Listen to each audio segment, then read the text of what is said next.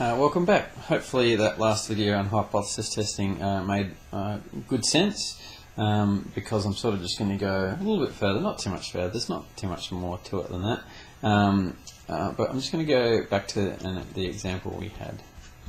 Okay, so I've had Tom Boyd kicking an average of, what do we have? His traditional, his mu was 1.2, standard deviation was 0.5, and we took a sample of 4 games and we got a point estimate of 1.9. In that last example we did, the question we asked was, has Tom Boyd's has Tom Boyd improved? Okay, so that's the question we asked. We asked, has Tom Boyd improved? And basically what we're asking is, if this was his average here of 1.2, I wish that would go away, I clicked on it, you'd think it would go away, mu equals 1.2 here, what we're asking, remember, is what's the probability, given that the mu is equal to 1.2, what's the probability that you get a value of 1.9 or greater up here? Okay, so that's the probability that we found. That was the p value, the probability that you could get a value of 1.9 given that the mu is equal to 1.2. And so what we call this is a one-tail test. We're looking at one tail of the normal curve here. One-tail test, just that one in there. Okay, but another question that we could ask, which is a little bit different, is, has Tom Boyd's performance changed? Okay, so what a two-tailed test asks is basically, what's the value of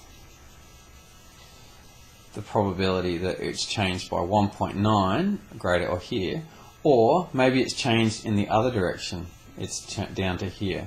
And so what we're asking is, given that Tom Boyd has traditionally kicked an average of 1.2 goals per game, and that we've taken a sample mean, and we got 1.9, what's the probability that in fact his performance has increased or decreased? And see how it goes either way. And so in this case, it's called a two-tailed test. We want the probability of this plus the probability of this. That's called a two-tail test. Now this is not a great example. I'll use this example just for a video, but let me just you just look at another sort of just normal example. Let's say that male heights.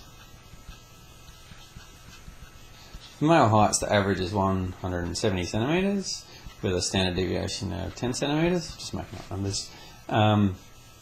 And that we take a sample of 100 males, and that we get an X bar of 173 centimeters. Okay, we look at that. If the question is test a hypothesis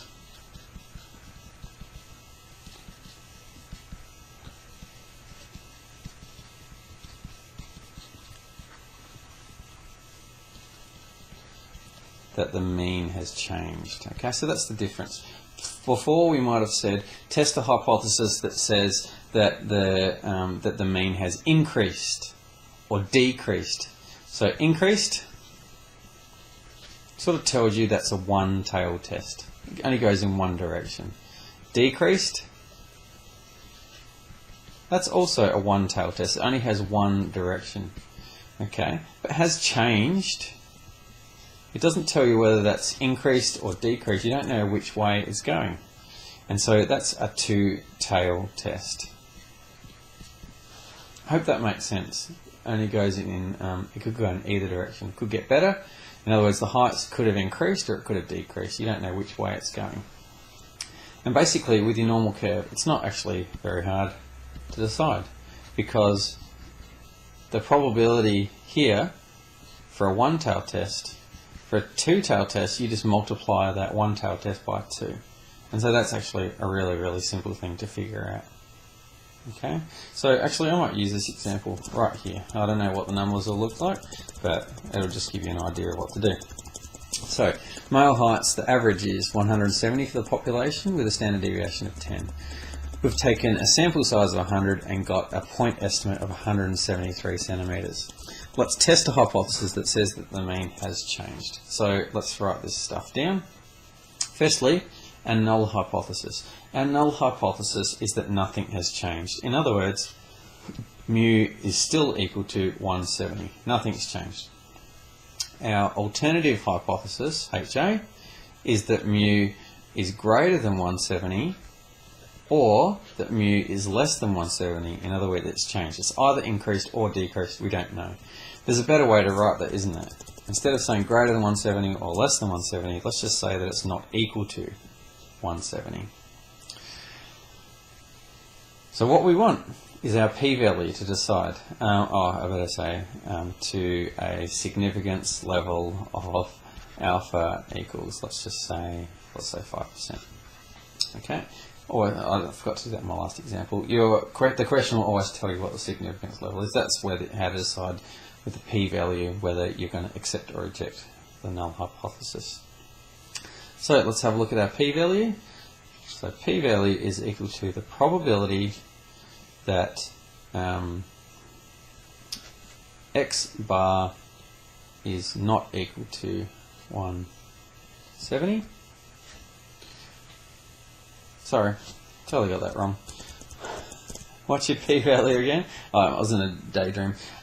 What's the p-value? Is the p-value, remember, is the probability that your sample estimate is there. So it's x bar is either greater or equal to 173, or that x bar is less than or equal to, in other words, your average is 170. Remember, we're doing two tails, so you've got 170 in the middle, and we're doing 173. What's on the other side? 167. So x is less than 167. So in other words, your p-value is equal to the point estimate or more extreme. And so we're going this side and this side here.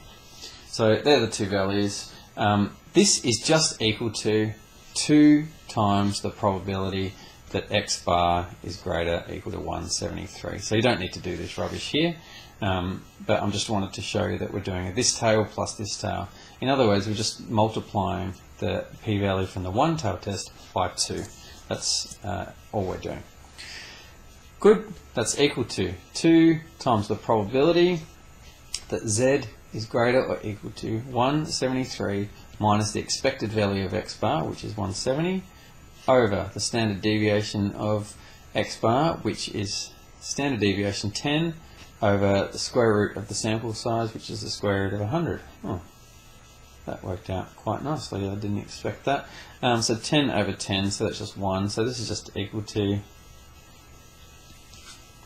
oops, got 2 times the probability that z is greater or equal to 3 over 1, which is 3. Perfect, so that's 3 standard deviations away from the mean. I should know this, but I'm just going to check on the calculator.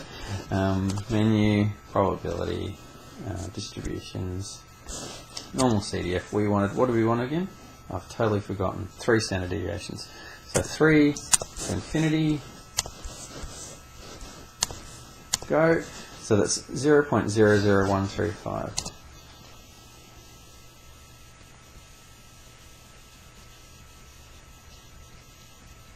Is that right? 0.00135. Let's check that. 0.00135 times by 2 is 0.027. 0.027.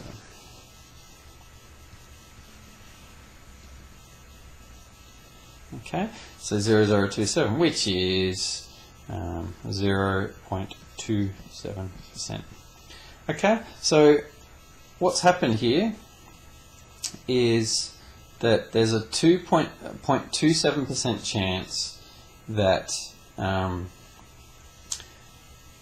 that the null hypothesis should be rejected, and so because that is less than what was the significance level there, is 5%.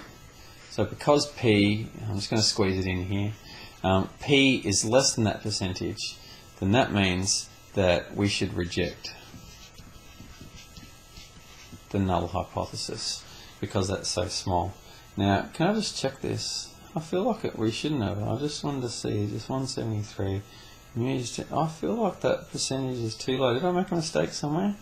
173 minus expected value over 173.